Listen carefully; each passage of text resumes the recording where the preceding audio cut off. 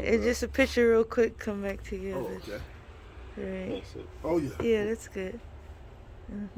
All right. Thank you. And back in the day, you can tell that's all we needed. It was a handshake. Oh, that's Yeah. all. That's a man word. It's bond. You know That's what I'm saying? Right or wrong, that's what it was all about. You know? That's it. Yeah. So we Yay. delighted, and good to be able to, kind of see each other face to face, and Yes. and so this is what we're just trying to make it happen. You know, Y'all ain't that far. You know, We'll be back. Yeah, Yes. we're Do just more and more. We're trying to crank it up here a little bit and trying to make it happen. Yeah. What is the real estate looking like down here? Well, you get more bang for your buck. You know, Columbus is, like you said, is the headquarters for a lot of major corporations. Yeah. You know, Coca-Cola was born in Columbus, Georgia. Okay. You know what I'm saying? So the primary stockholders are in Columbus, Georgia. Oh. Yeah, Aflac is in Columbus, Georgia. Okay. And Global Payments is in Columbus, Georgia. Okay. I mean, just to name a few, you know, but I'm just saying that Columbus, Georgia is you know, but it need more of us.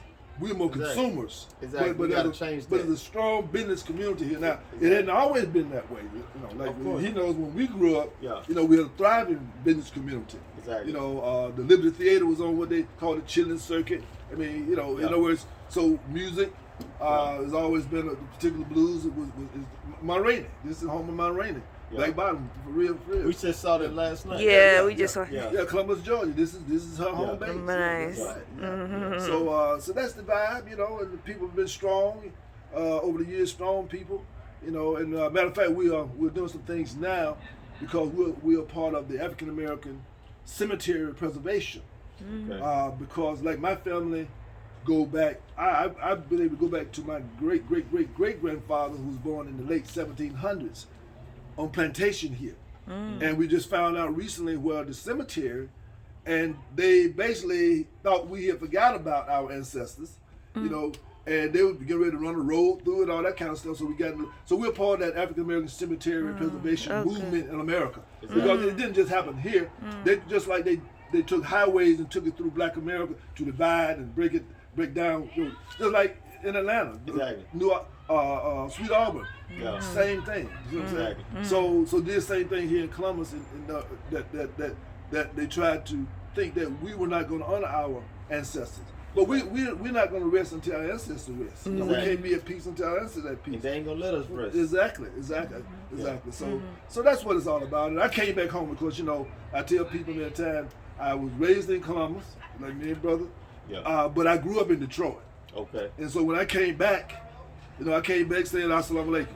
Exactly. You know what I'm saying? Exactly. And so the whole point is that, to me, I'm just saying it's a new day. Yeah. It's time for things to happen. Of course, you know, in these times, it's time for us to come together and to turn those dollars over. You know the principle of economics. I mean, we're behind the curve because we're not turning our dollars over. Exactly. And as we're able to do that, then that's what it's all about. Exactly. So I say all the time, we spent $1.3 trillion. Yes, sir.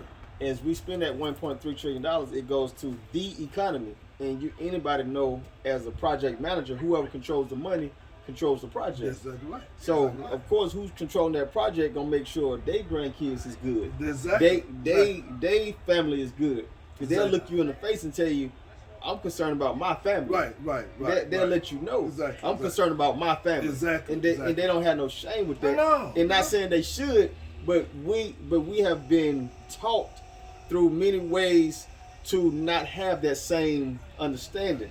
So that have been taught out of us. Exactly. Give an example. When we was in high school, right? We were taught to go to school, get a good education, go out into the world, learn what's going on, and come back so you can help your people. Exactly. What they're telling my grandson is, get a good education, go out into the world, and get yourself together so you don't have to come back to Columbus, Georgia. Yeah. I mean, in other words, so it's a different message. Exactly. 10 years from now, they're gonna be trying to buy Columbus, Georgia, and put condos up. It's already. So they want you to leave. Exactly. But their children coming back. Exactly. Their children gonna be here. Right. Yeah. Right. No doubt. So we have to, like the brother say, we have to spend money with each other, keep that $1.3 trillion within our own selves, and build up our own communities, our own networks, our own stores, our own water companies, and that way we can pass things down to the next generation. Right. Because if they don't get nothing. We already 400 years behind. Right. So we got to catch up. So Right. we got to. It's a call to come together. We must come together. It's a call to action because we're already behind. Right.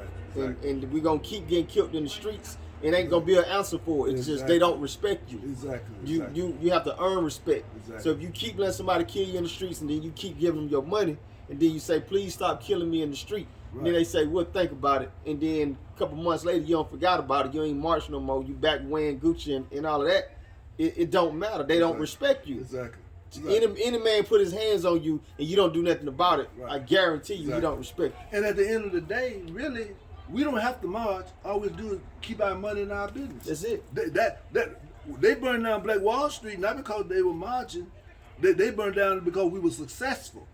Seems that we were keeping our money. Our motto here is, we not beggars, we builders. Builders. And that's what me and this brother here, and that's hoping.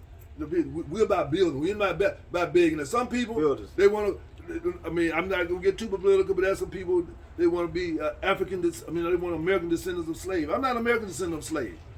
I'm an African descendant of kings and queens. Kings sorry. and queens. So I'm just sorry. So Yeah. those who want to be descendants of slaves, I ain't begging these people for nothing. I ain't got time. We build. We got to build our way out of this. You know, you can't beg your way out of this. And if they, as a matter of fact, if they gonna give us something, they would have gave it to us already. So I'm not even looking for nothing. My thing is to get out the way, we get our own. So that's what time it is. Basically. Right. So dignity and pride. That's what. So let's be builders. That's it. Ujah. Yeah. All right. All Yes, sir.